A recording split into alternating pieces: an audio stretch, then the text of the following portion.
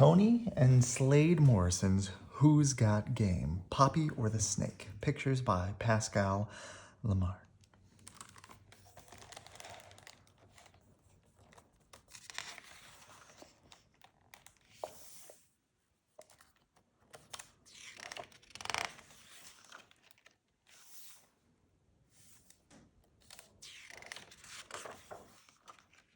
It was a quiet summer evening in the cabin by the lake. The lamp was lit and moths tapped against the window. Nate sat at the table with his grandfather Poppy. They had spent the afternoon fishing a little, swimming a little, and picking blackberries that grew wild by the woods. The supper Poppy had cooked was delicious, and they were finishing the blackberries when Nate told Poppy his problem. I don't want to go back to school. Why not? I want to stay here with you, Poppy.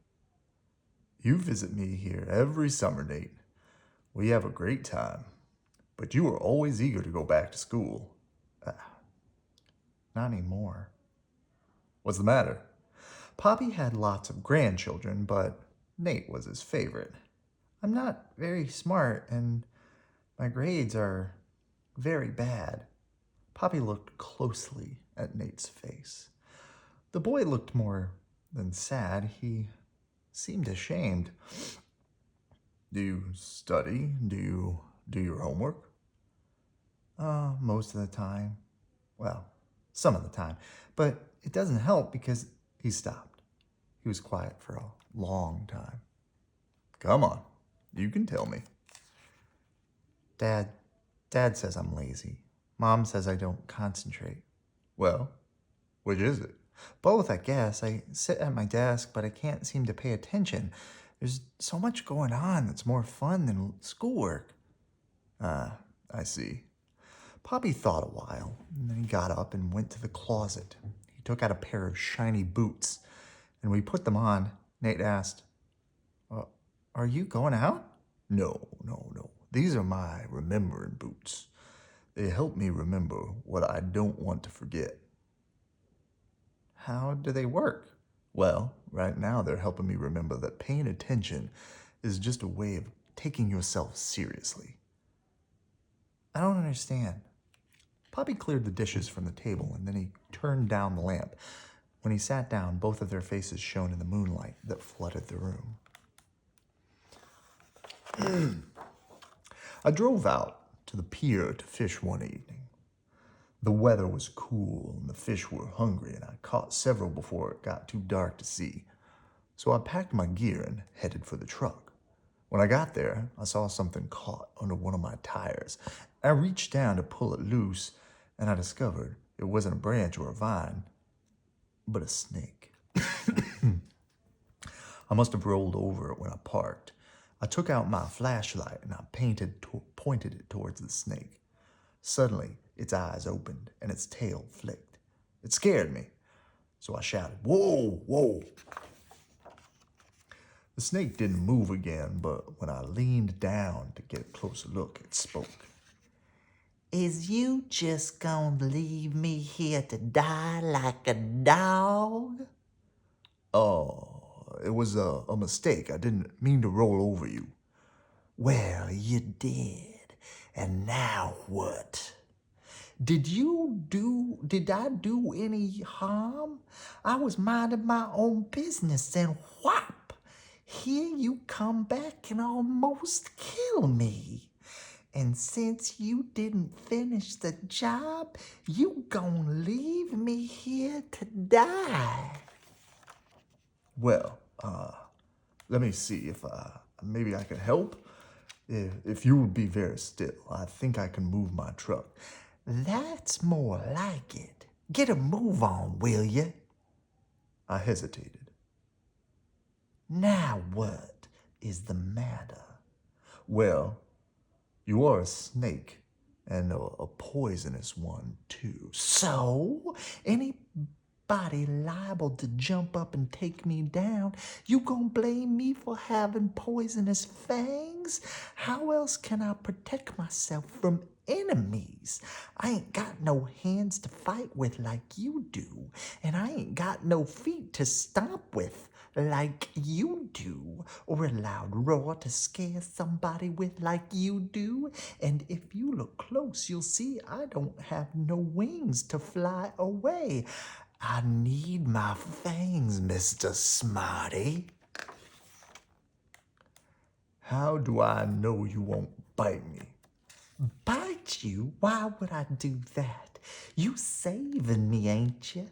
If you saving my life, you ain't my enemy, baby. You my savior, you see? Still, you might change your mind. I know plenty folks who do. I change my own mind once in a while. You messing with me, ain't you? You making stuff up so you don't have to help me. No, but I don't want to put myself in danger. What? What you saying? You worried about danger? You look here, Daddy-o.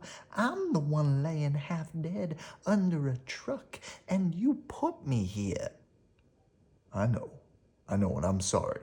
How sorry? Sorry enough to get me loose? Or is that just some more jive to make me feel better about what you done to me? I'll tell you what. You agree, you promise, you swear not to bite me, and I'll set you free.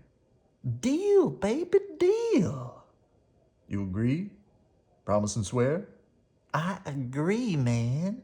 And I promise and I swear I will never even think of biting you. All right, I believe you. So I got into my truck and I started the engine. Slowly, I let the truck ease forward. Did that do it? Oh, what a relief. Oh. The snake slid around a little to make sure all of him was together, and he crawled close to the truck door, raised up, and opened his mouth. Beautiful, dude, beautiful. I'm glad it worked. I'll be off now. Off? Off where? Home. I should have known you was a clown. I have to promise to be good, but you can drive off. Never mind what you done. I did what we agreed. What do you want? He slithered closer to my window. I've been pinned under your tire for hours, in pain, starving, scared out of my mind.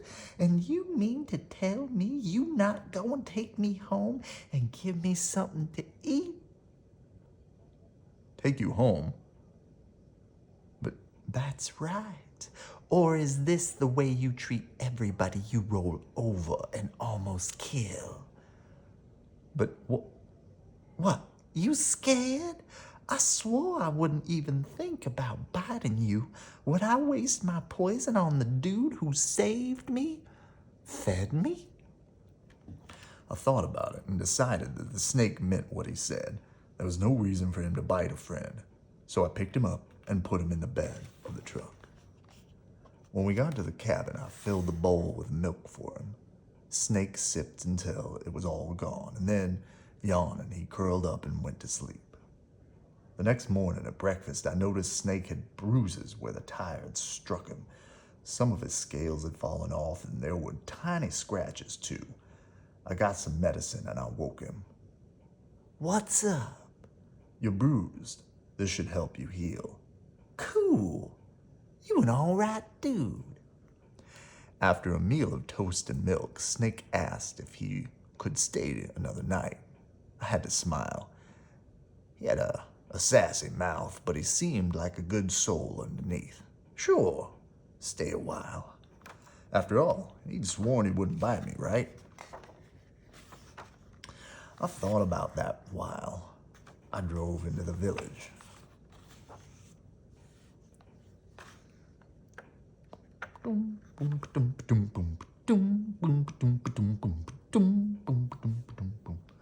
I was late getting back, and when I opened the door, Snake was curled up in my bed. Where you been? To the store. Thought you'd abandon me? Oh, I wouldn't do that. We're friends, aren't we? Oh, the best. Never had a better friend. We trust each other, don't we?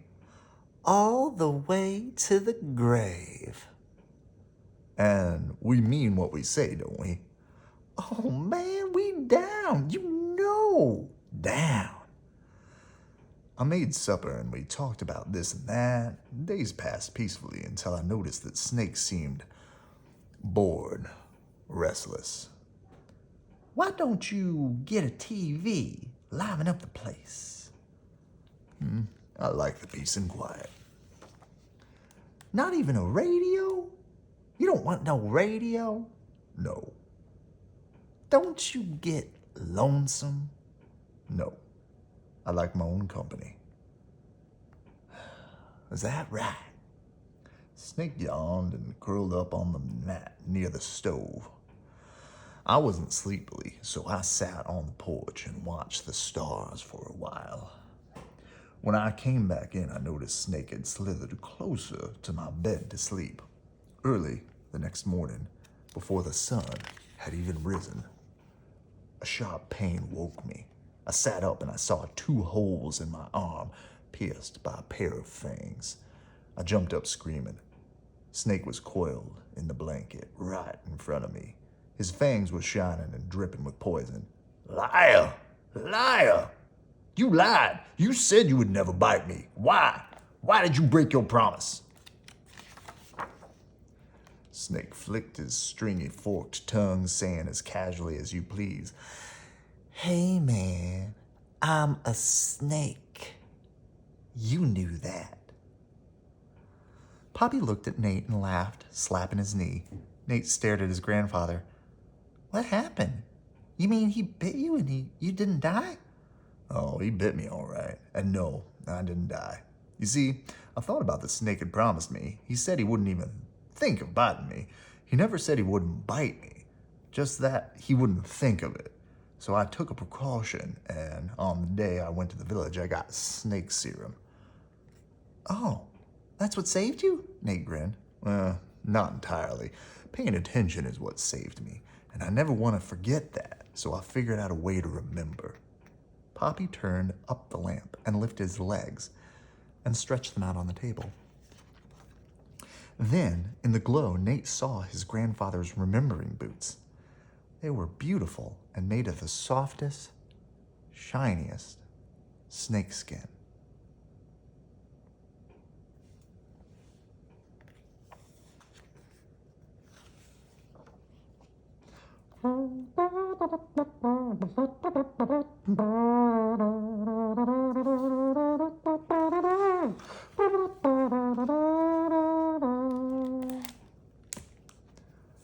Good night.